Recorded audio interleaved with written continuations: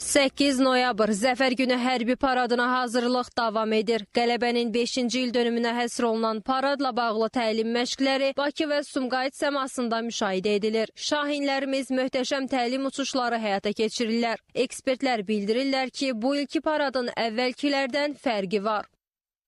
Əvvəlki, paraddan və əvvəlki tədbirlərdən fərqi ondan ibarət olacaq ki, bu paradda bizim yeni hərbi birləşmələrimiz, o cümlədən bizə 44 günlük savaşda zəfər qazandıran igidlərimizin özləri və onların varisləri, yəni davamçıları təqdim olunacaq.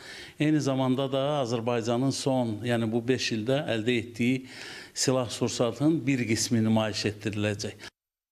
Ekspertlər bildirirlər ki, son 5 ildə ölkəmiz öz müdafiəsi və təhlükəsizliyi üçün mühüm addımlar atıb. Yeni silah-sursat, müasir döyüş texnikası əldə olunub, hərbi infrastrukturlar təkmilləşdirilib. Paradda nümayiş etdiriləcək texnika barədə dəqiq məlumat açıqlanmasa da, 44 günlük müharibədə mühüm rol oynamış pilotsuz uçuş aparatları, zərbə dronları, artilleriya sistemləri və zirehli texnikaların nümayiş etdirilməsi gözlənilir.